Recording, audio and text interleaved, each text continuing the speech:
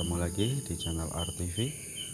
Kali ini saya mau mancing lagi. Ini posisi di bawah jembatan, tepatnya di desa Kedung Kecamatan Gerobeki, Kabupaten Cilacap.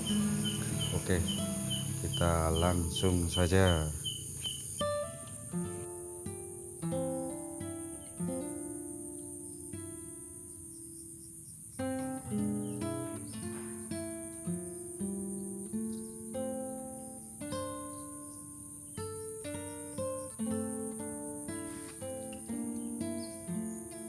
Waduh,